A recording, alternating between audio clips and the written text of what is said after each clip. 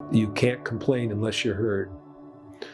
If you don't go to the session to be heard, then if I were your pastor, I'd say, then don't complain. You had your chance.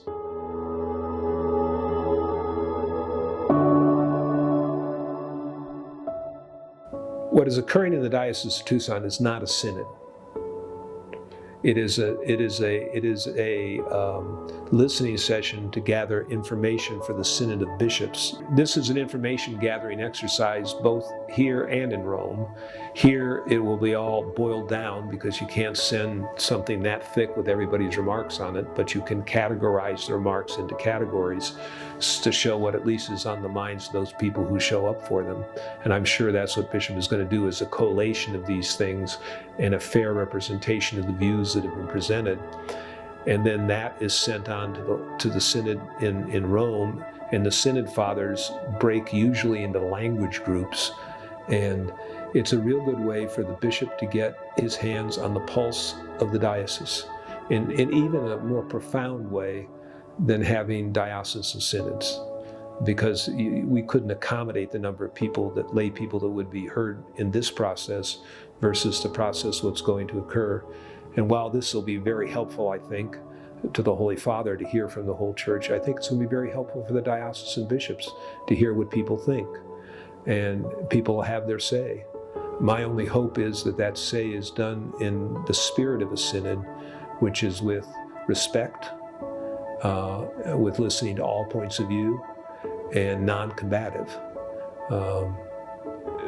That has not always been the history of even councils of the church. As a matter of fact, one of the councils of the church, a bunch of monks came out of the hills in the east with large brickbats because they were unhappy with what was being decided at the synod. We don't need any of that, okay? The scriptural basis for synods is interesting. You have to understand the nature of the early church. A small parish in the Diocese of Tucson would be the entire church in Galatia. A small parish in the Diocese of Tucson would be not a medium-sized parish, would be all the Christians in Jerusalem at the time.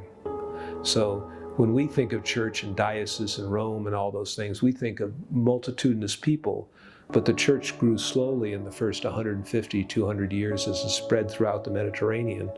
And it was more smaller groups of people in each place until the Emperor Constantine.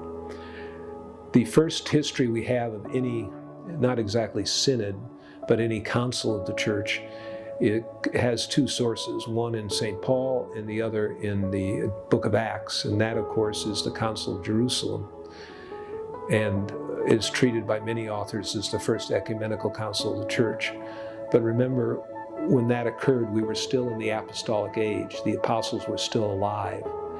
And so understand that when we get to our age, the bishops are the successors of the apostles. There was a great argument in the early church about what parts of Judaism had to be observed by Christians and what parts didn't. And when St. Paul, who's the apostle to the Gentiles, that's us for the most part, was doing his missions, he did not require that they be circumcised. And that became a great battle in the nature of how this would occur.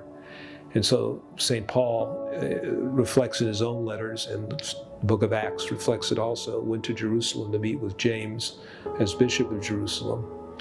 And James in the book of Acts speaks some words that really are crucial to our understanding of Catholicity and councils and synods. And he said, we and the Holy Spirit have decided that blank. And the rules that would affect and not affect Christians. So that's the first example. You really don't get a history of examples other than that until you get into the mid-2nd century, around 150, 160, 170. And even there, the church is still very small and persecuted and mostly underground. But you start to have regional meetings. They become much more important as time goes by. An ecumenical council, by definition, is all the bishops of the world that are in union with the Pope of Rome under his presidency meeting in a council. These are the councils that go back all the way through the Council of Nicaea and before. followed by Chalcedon, all the Lateran councils. The First Vatican Council, of course, I'm old enough to actually remember the Second Vatican Council and the great meeting in Rome. As a matter of fact, one of our former bishops, Bishop Green, was at all the sessions, was known as one of the last fathers of the council when he died. The present Pope was not even a bishop at the time, he was a theologian. Not the present Pope, excuse me. Former Pope Benedict XVI was an expert that was at that council, along with many of the other famous names in theology. But an ecumenical council can do two things. One, it can work on the discipline of the church, or two, or it can work on doctrinal issues in the church. And they're very different things. Discipline issues in the church can always be changed later on. Something being declared infallible or something that is bedrock, like the Nicene Creed, for instance, is not open to adjustment. And so we always have to keep that in mind. Synods, on the other hand, started life out dealing with some doctrinal issues, but as they grew, they really grew as matters of how to discipline and how to organize the church. Because Jesus didn't leave an organizational pattern other than the apostolic succession. And so very early on in the church with St. Ignatius of Antioch, we have the idea of a bishop in a particular church. The word diocese is actually taken from a Roman administrative area. And so dioceses and bishops sort of coexisted together depending on the Roman manner of organization. The church grew very differently in the East and the West. In the East was much more cosmopolitan, so to speak, at the time. The West was more the frontier, especially by the time of Constantine. And so most of the fathers at Nicaea, for instance, were from the East and not from the West. But as the church grew in the West, which is what we have the familiarity with and is reflected in our own canon law, the synods were mostly for disciplinary measures. For instance, a disciplinary method people don't understand is the clergy not being permitted to marry. That's a matter of discipline, not of doctrine. And one of the first synods to impose it as a discipline was a synod in Spain in about the year 630, in there somewhere. And many of the regional churches would have synods in order to discuss not only doctrinal issues during the great Arian crisis, which led to Nicaea, but to discuss mainly disciplinary and organizational issues. For the most part, early synods were only the clergy. One of the synodal processes that the new Code of Canon Law provides for is not only clergy, but lay people to have input. And when you deal with synods, there are three types of synods in canon law. There's a synod of bishops, which is bishops only, from which the bishops will transfer all these remarks that are being made here to Rome, but it's a limited number of bishops. I think it's around 300.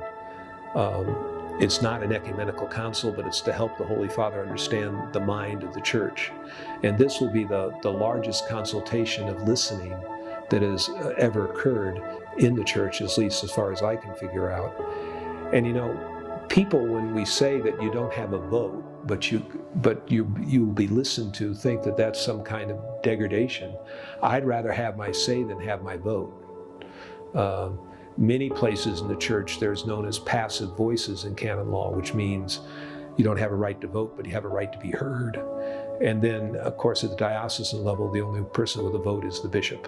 There are also synods that are provided for in canon law for metropolitan sees. The dioceses are all organized into what are called provinces, ecclesial provinces. We're, for instance, in the province of Santa Fe, and the Archbishop of Santa Fe is the metropolitan of all of the dioceses in Arizona and New Mexico.